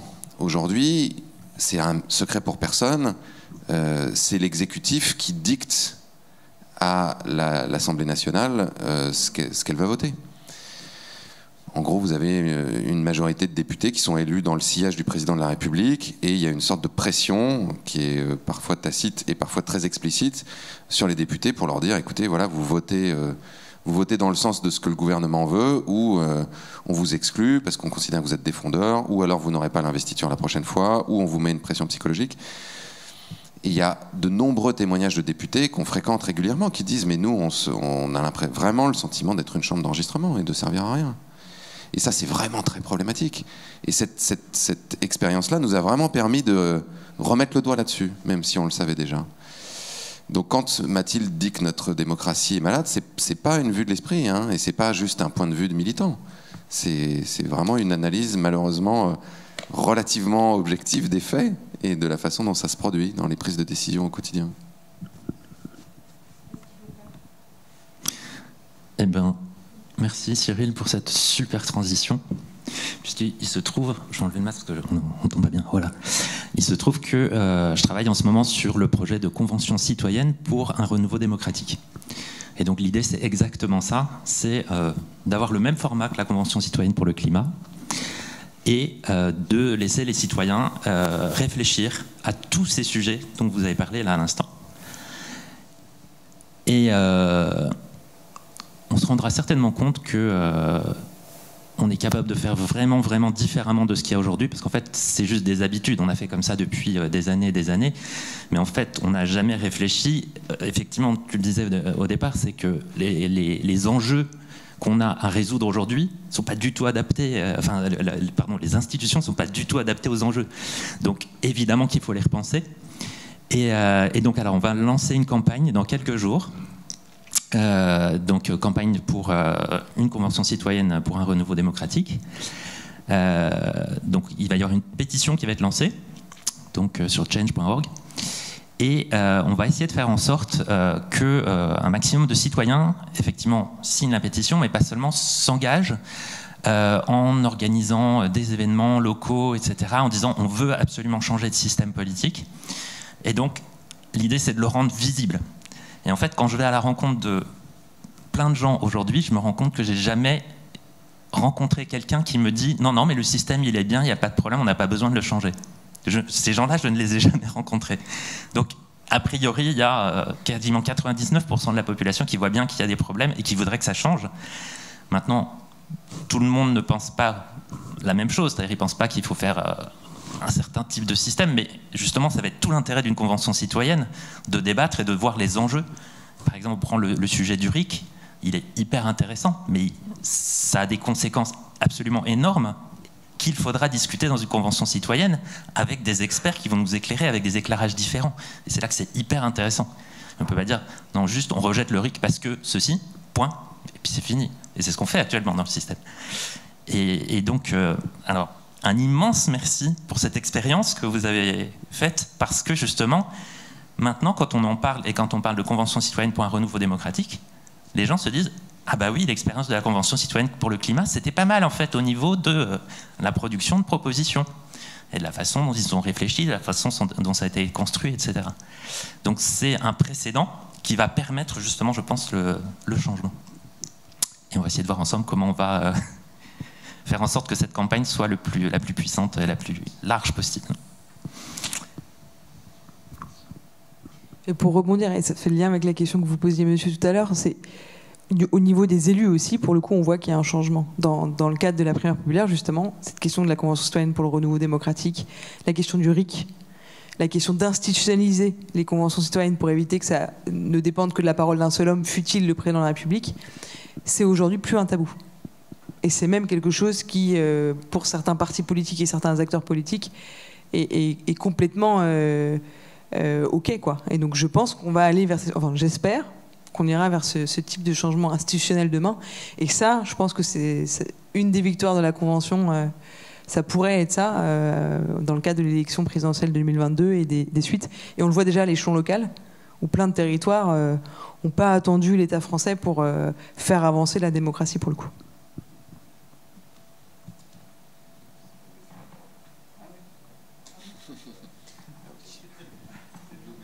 Oui, moi, je ne vais pas parler savamment, je vais parler comme je ressens les choses. Déjà, si je suis là ce soir, c'est parce que c'est nos petits-enfants qui nous ont poussés à venir, parce qu'on est vieux. Bon, le climat, c'est vrai, ça fait quelque chose, mais enfin, on est moins concernés que la jeunesse. Et ce que je voulais dire, c'était par rapport à la primaire populaire aussi. Bon, c'est aussi nos petits-enfants qui nous ont dit de voter, etc. Ils sont forts, vos petits-enfants, dis donc. Non, oui. Enfin, les petits-enfants, ça représente une jeunesse active auquel on croit que le changement est possible. Hein, parce que nous, c'est bien triste. On a vécu les 30 Glorieuses, tout ça, et on est même accusé de ce qui se passe maintenant. C'est vrai, mais on ne savait pas. Et je pense que... moi, j'ai bien compris, alors que c'est... à notre niveau, notre âge, c'est un peu rigolo, la primaire populaire. Déjà, j'ai essayé de faire voter mes amis qui s'étaient inscrits. Ils n'ont pas voulu en raison de la carte bleue, parce que voilà. Bon, mais moi, ce que j'ai compris, c'est que c'était pour dans 5 ans, cette primaire populaire. C'est pas maintenant, parce que là, bon, même si on aime Madame Taubira, tout ça, il ne se passera rien. Mais que c'est un élan pour que les choses soient dans ce sens-là pour dans 5 ans ou autre chose, mais qu'il y ait autre chose qui se passe. Donc, je remercie les jeunes qui nous remuent un peu, et je crois que ça va dans le bon sens, cette histoire de citoyens, et que la démocratie représentative est peut-être... alors qu'on est encore sous la lancée, nous, de 68, tout ça, bon, qu'il y a autre chose qui se passe et qu'il faudrait que des personnes de nos âges, dans les 80 et plus, eh bien, on accepte d'écouter les jeunes, et puis on vous remercie, même si c'est un peu rigolo, là, cette histoire de Taubira, que ce qui préside à ça, ça a vraiment un sens. Et c'est ce sens-là dont il faudra parler. Et je ne sais pas s'il faut multiplier comme ça les mouvements. Là, on va encore faire des pétitions, signer, tout ça. Puis qu'il faut plutôt expliquer, justement, puisqu'on est en période électorale, le bien fondé de cette primaire populaire, autrement que on va réunir les gauches. Bon, on espère tous, mais ça ne se fera pas. Donc, on aura encore Macron. Donc, c'est pour ça que... Enfin, je suis peut-être défaitiste, mais enfin, il faut être réaliste. Et que il faut développer ce qui sous-tend tout ça, quoi, plus que encore de partir dans d'autres sens.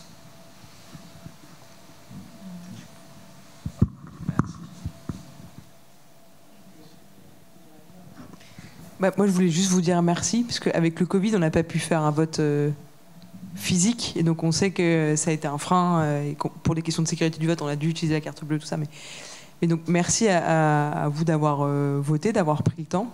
Non, c'est pas pour dans 5 ans. Les moins pressés disent c'est dans 5 ans.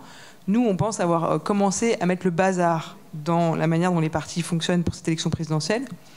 On sait que beaucoup de choses se cristallisent dans les mois de février et mars, dans les élections présidentielles, où c'est les moments où on voit les ralliements. Voilà, François Bayrou qui rejoint Emmanuel Macron en 2017, ou Yannick Jadot qui rejoignait Benoît Hamon. Et donc, ce qu'on dit, nous, c'est qu'on ne peut pas attendre 5 ans de plus, parce qu'on est inquiet pour notre avenir sur les questions climat, mais sur les questions sociales aussi. Donc nous, on aimerait que ça bouge dès maintenant. Donc là, il y a eu l'étape du vote qui a eu lieu, qui a rassemblé près d'un demi-million de personnes, et tous saluent l'élan citoyen et populaire qu'il y a derrière. Mais c'est qu'une étape, et on va continuer à mettre un petit peu le bazar. On se repose parce qu'on est tous un petit peu fatigués, mais vous allez entendre normalement parler de nous bientôt. Et on espère que ça changera la donne dès 2022, parce qu'on n'a pas trop le luxe d'attendre. On aimerait bien, mais... Donc on a besoin de vous.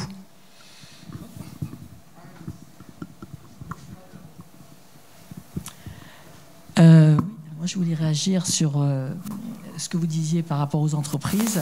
Bon, c'est tout à fait bateau ce que je vais dire, on le sait, mais on est quand même consommateurs. Que ce soit pour les GAFAM, j'ai vu l'autre jour un excellent film qui s'appelle La bataille du libre. Je veux dire, voilà, il y a quand même des alternatives. Vous parliez de la jeunesse, madame. Je trouve que la jeunesse, enfin celle que je fréquente, est quand même complètement inféodée à justement à tous les GAFAM. Ils disent oh, écoute, de toute façon, voilà, c'est pratique, etc., que ce soit Amazon, et voilà. Donc nous, on a quand même un pouvoir de décision avec notre carte bleue, justement, ou pas notre carte bleue. Vraiment, on a beaucoup de pouvoir. Ça, c'était le premier point que je voulais dire. D'autre part, je voulais vous demander si vous pensiez que si on sortait de l'Europe, ça serait mieux. J'ai entendu sur France Info, je crois, enfin peu importe, qu'une fois de plus, je ne sais plus si c'était les néocorti machin ou glyphosate pour les betteraves à sucre, étaient à nouveau autorisés malgré les amendes, etc., qu'on était le seul pays d'Europe à toujours laisser passer. Et est-ce que ça serait mieux ou pas, ou est-ce que ça serait pareil si on sortait de l'Europe? Et je recommande aussi, à part La bataille du libre, un documentaire qui s'appelle Caviar Connection, qui explique comment l'Azerbaïdjan inonde, comme là l'exécutif dit aux députés ce qu'ils doivent voter. Ben là, c'est l'Azerbaïdjan qui inonde avec ses pétrodollars et enfin tous ces dollars qu'ils ont. Ils ont beaucoup de richesses minières. Ben, tous les parlementaires européens, tout simplement. Et voilà, vous pouvez le regarder en replay. C'est sur Arte ou la 5. Et je crois que tout est dit. Et moi, contrairement à la plupart des personnes, je suis extrêmement pessimiste. Je trouve qu'on n'entend plus parler des gilets jaunes. Moi, je manifeste pour, enfin, bon, je le dis, hein, anti tout ce qui se passe en ce moment quand je peux les samedis, parce que je trouve que là aussi, c'est une vaste arnaque, ces trucs sanitaires. Bref, mais voilà, c'est vrai que, comme vous dites, ben voilà, Macron, il est plénipotentiaire, il va repasser, il est à 24%, je crois, à ce qu'on entend. Enfin, bon, c'est... Voilà, que font les gens? Est-ce que les gens vont se réveiller, s'éveiller, ou est-ce qu'ils vont continuer sur Netflix? J'y suis aussi d'ailleurs, mais bon. Netflix, Amazon, etc. Voilà. Non, mais je vais arrêter. J'ai fini la série que je voulais regarder, je vais arrêter.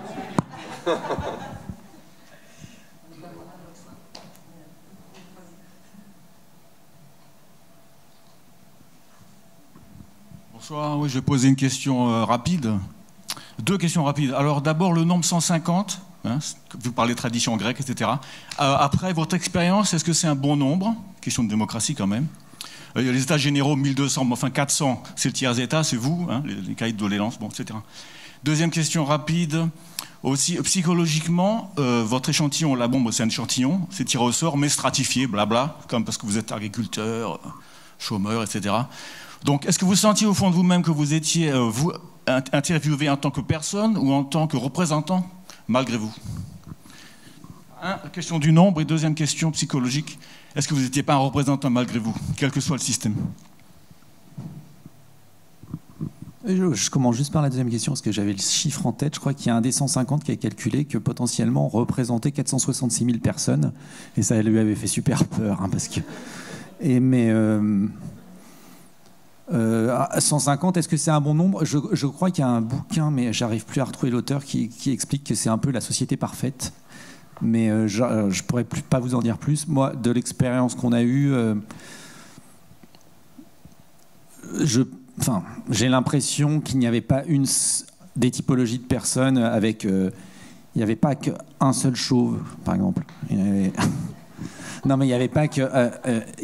on est arrivé quand même à faire quelque chose qui soit représentatif, mais tout en n'étant pas uniquement un panel avec un cluster marketing l'agriculteur de plus de 70, etc. Il y avait aussi les personnalités des gens et leur histoire, et c'est ça qui fait aussi la différence, parce que moi, techniquement, en travaillant dans le marketing et la publicité, aller discuter avec des antipubs ou aller moi-même scier la branche sur laquelle je suis assise, donc c'est particulier. Donc l'expérience personnelle et son propre avis rentrent en ligne de compte. Mais le fait d'être 150 drive quand même le fait qu'on soit représentatif, en fait, et même les sondages l'ont dit à la sortie, je crois qu'il y avait 64% des Français qui étaient favorables aux mesures de la Convention climat. Donc je pense que le chiffre, moi, me semble bien. Au-delà, en dessous, ce serait pas assez. Au-dessus de 200, je pense que ce serait trop. En tout cas, je ne sais pas comment a été choisi ce chiffre, moi, mais nous, ça nous a semblé tout à fait correct pour pouvoir travailler en petits groupes aussi. C'est plus en termes de temps, peut-être qu'à un moment, on s'est posé des questions. D'avoir assez de temps. Mais le fait d'être aussi pressé a fait partie de l'aventure aussi. Donc c'est plutôt quelque chose qu'on a appris en marchant. On a tous demandé, on va pas avoir assez de temps, on va pas avoir assez de temps. Et finalement, le fait de ne pas en avoir nous a permis d'arriver sur ce sur quoi on a atterri, ou on a même fait des sessions pendant le Covid à distance. Donc on a inventé, je pense, quand même le truc en le faisant. Votre deuxième question, c'était de savoir si je me sentais représentant. Je ne représente personne, moi. Très techniquement, j'ai le sentiment d'avoir répondu au mandat qui m'était donné, d'avoir donné tout ce que je pouvais et de m'en être saisi parce que l'occasion était trop belle. Et puis la plongée dans le fait de faire les choses au service du bien commun, c'est un peu des grands mots bateaux, mais vous ne pouvez pas refuser d'y aller à fond, en tout cas. Par contre, c'est la question du contrat moral et de l'atterrissage qui doit être réglée aujourd'hui. Il faut s'il y a des conventions encore à mettre en place à grande échelle, parce qu'en gros, ce qu'on a fait, je pense que c'est une des plus importantes manifestations des citoyens dans le cadre des politiques publiques et de l'atterrissage sur lesquels ça est arrivé. Il faut qu'il y ait un contrat qui soit un peu plus clair au départ. On ne peut pas changer les règles du jeu comme ça, ou... On a quand même vu le président à la fin où le rapport était un peu plus tendu. Il était venu avec 7 ministres, là, cette fois-ci, pour nous impressionner un petit peu plus. Et nous expliquer pourquoi. Ah mais non, en fait, sans filtre, ça ne voulait pas dire ça. Enfin, c'était un peu enfantin comme manière de réécrire l'histoire. Alors qu'en fait, bon... Mais les conventions citoyennes, si elles ne sont pas, je pense... mise dans le cadre d'un contrat défini dès le départ avec des règles précises, c'est un vœu pieux et on va encore en faire 2 ans et puis finalement tout le monde va se dire ça sert à quoi, et si c'est interroger les gens pour qu'ils fassent des propositions raisonnables, responsables, reconnues, etc., et puis pour ne pas en tenir compte. Déjà, le principe même, moi personnellement, d'aller chercher des gens tirés au sort pour, d'une certaine manière, réfléchir à la place de leurs propres représentants, il y a déjà un problème quand même vis-à-vis de nos propres élus et des représentants qu'on a mis à notre place. Donc on va venir chercher des gens en plus et puis on ne va pas retenir ce qu'ils disent. Donc c'est pas très sérieux. Il va falloir cadrer tout ça, autrement ça va disparaître très rapidement. Peut-être dernière, parce que on est à... Vous êtes fatigué. Non, mais c'est pas ça, c'est qu'à 9h, après, il y a le concert. Il faut qu'on ait le temps de manger. Donc moi j'avais deux questions à poser. C'était sur les médias. Qu'est-ce que vous avez pensé du rôle des médias à la fin de la convention? Moi j'ai pas mal parlé autour de moi des gens qui suivent les infos de façon assez banale, on va dire, assez ordinaire. Très peu de gens étaient au courant de la Convention citoyenne pour le climat. Et la deuxième question, je suis en train de me dire que je l'ai oubliée. Celle-là, elle est bien, elle peut déjà nous tenir un moment. Non, justement, je voulais vous demander, est-ce que des débats ont été filmés de la Convention citoyenne pour le climat? Ils ont été filmés, ils passaient à la télé D'accord. Pas à la télé, mais ils étaient en live sur Internet, en fait. C'est-à-dire que vous pouviez aller sur YouTube et voir les débats. Et vous pouvez toujours les voir, d'ailleurs. Je pense qu'ils sont toujours, D'accord. Ils sont toujours en ligne. Bon, donc je n'ai qu'une question, donc c'était sur qu'est-ce que vous avez pensé des médias? Les médias se sont relativement peu intéressés. En gros, il y a eu 2 temps forts. Un premier quand la Convention citoyenne a été annoncée, parce qu'il y avait une espèce de curiosité un peu moqueuse de dire c'est un comité Théodule de plus, qu'est-ce que c'est un truc de diversion de Macron. Donc ça a fait un petit événement qui est assez vite retombé. Après, pendant assez longtemps, il y a eu un certain nombre de médias qui ont fait un travail de fond, comme par exemple Le Monde, qui est venu tout le temps, qui faisait chaque week-end des articles, et qui a vraiment essayé de comprendre de l'intérieur comment ça se passait. Donc ça, c'était quelques médias. Mais dans la grande majorité des cas, les autres médias s'y intéressaient assez peu. C'était un truc qui se passait au CESE, donc le CESE, ça intéresse personne en général. Et non, mais c'est vrai, c'est con pour eux, mais quand même, c'est vrai. Et le moment médiatique puissant, c'est le dernier week-end, en fait. Le jeudi soir, on avait envoyé les propositions qui allaient être votées pendant le week-end par les citoyens aux médias. Le vendredi matin, ça faisait la une de 5 quotidiens, je crois. Les chaînes d'information continue n'ont pas arrêté toute la journée d'en parler. Le problème que ça a posé, c'est que ça a eu un impact sur les citoyens, ce qui était moi ma réserve quant à diffuser le contenu des propositions avant le dernier week-end, parce que clairement, les citoyens qui ont regardé les chaînes d'infos, ils ont vu qu'ils parlaient en boucle du 110 km/h et du 28 heures de travail. Le 28 heures n'est pas passé, parce que il y a des citoyens qui ont dit en hémicycle, là moi j'ai regardé les chaînes d'infos, on va passer pour des guignols, donc il ne faut pas le voter. Donc c'était une considération qui devenait externe, c'est-à-dire c'était le regard des chaînes d'infos, qui sont en plus des éditorialistes, qui ne sont pas forcément totalement représentatifs de la population française. Et le 110 km/h est passé, mais vraiment de très très juste. Ça, c'est la proposition qui est passée le plus juste, quoi, 60-40, alors que les autres étaient plutôt autour de 80. Et dans les semaines qui ont suivi, ça a été pareil. C'est-à-dire qu'il y a eu une espèce de concentration des médias sur les mesures les plus polémiques qui allaient emmerder les Français à coups de l'Khmer vert, la dictature écologique, etc., qui ont aussi participé à construire une image un peu caricaturale de ce qui était en train de se produire. Alors qu'il y avait énormément d'autres mesures qui auraient mérité beaucoup plus de débats, et on aurait sans doute aimé, même s'il y a plein de médias qui ont fait un travail super, mais on aurait quand même aimé que les médias servent de caisse de résonance pour que la conversation que les 150 ont eue en vase clos puisse se tenir dans la société française ensuite. Et donc c'est pas facile quand il y a une volonté tout le temps de créer du conflit, de créer du débat, de créer de l'aspérité, parce que c'est ça qui fait regarder, c'est ça qui fait vendre, etc. Donc bon, ça c'est un autre problème plus vaste, qui est le problème de la façon dont les médias fonctionnent aujourd'hui, quel est leur modèle économique, à qui ils appartiennent, et quelle incidence ça peut avoir sur la façon dont les informations sont diffusées au plus grand nombre, quoi.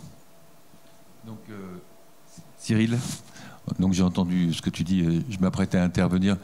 Alors, je vais me permettre de poser une dernière question. Vous pouvez peut-être répondre très brièvement chacun, et ça sera votre conclusion provisoire. Et comme ça, tu pourras aller manger, et tous ceux qui souhaiteront t'entendre nous parler de ça sur un mode différent, poétique, musical. Ma question, je ne sais pas si j'arrive bien à la formuler, et je vais être rapide. On a commencé ce festival dans la grande salle lundi. C'était une émission d'Interdit d'interdire qui se demandait qu'est-ce que le peuple, avec des invités comme chez Tadei et des plus différents de l'extrême gauche à l'extrême droite, ce qui est des gens qui sont contre l'Europe, des gens qui sont pour l'Europe fédérale, enfin des positions complètement différentes. J'ai été très étonné des philosophes, vous pouvez le voir ce débat. J'étais très étonné de voir avec quel calme et tranquillité et intérêt il parlait du RIC, par exemple, de toute possibilité d'intervention citoyenne, comme une nécessité comme si le politique était mort dans notre pays et qu'il est temps mais une question quand même est sortie, et c'est ça que je voulais vous demander. Finalement, on l'a vu, vous en avez parlé en Islande, on l'a vu avec la Convention citoyenne pour le climat en France. Il y a un appareil politique installé qui gère les affaires, il y a une administration, et donc comment espérer qu'un jour des décisions prises par les citoyens seront mises en application, seront que des lois votées par des citoyens. Donc est-ce que ça va se faire progressivement C'est en élisant quelqu'un de sympa qui voudra bien changer la Constitution, ou ça ne pourra pas se passer de manière très très tranquille? Comment vous voyez ça, vous?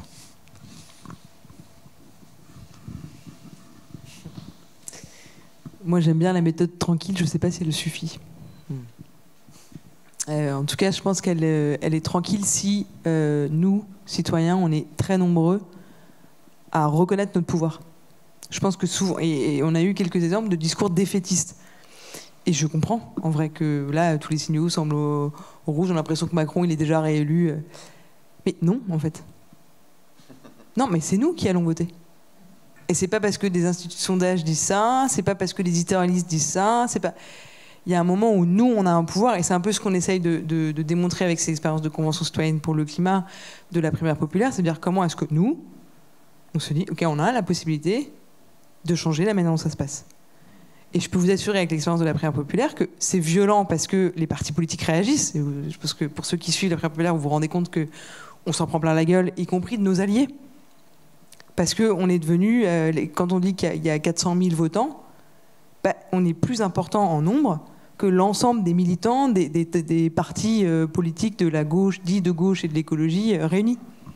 Et donc ça commence à faire peur, parce que ça veut dire que des citoyens peuvent s'organiser, être plus nombreux, lever plus d'argent, et donc avoir une capacité de mobilisation en vue d'une élection plus importante que des partis politiques existants depuis des dizaines et des dizaines d'années. Ça fait réfléchir. Est-ce que ça suffira ?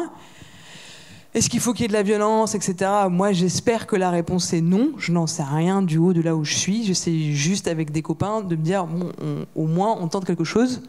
Au pire, ça marche. Mais faut-il y croire ? Moi, je crois que le gros problème, c'est que on a intériorisé... en fait, le capitalisme néolibéral n'a pas besoin de citoyens. Il a besoin de consommateurs. Donc l'abstention, tout ça, c'est pas... Et en fait, ils ont réussi à ce que les gens qui ont le plus d'idéaux, qui ont le plus de valeurs, qui aimeraient vraiment que ça change le plus, s'abstiennent, ne votent pas, se désintéressent de la politique, ils nous dégoûtent du truc, mais parce qu'il y a des intérêts. Donc moi, je pense que si on a vraiment envie que ça bouge, on a, nous, une responsabilité et on a, nous, un pouvoir. Faut-il en prendre conscience et se faire un peu confiance à nous-mêmes et s'organiser, quoi. Il y a un moment, ça va pas venir comme ça par magie. C'est sûr qu'il faut bosser, il faut s'organiser. Et moi, je crois je suis une éternelle optimiste. Puis j'aime bien les causes perdues entre le climat, la convention et la démocratie. Donc j'y crois, mais bon, je suis peut-être une bisounours. Hein.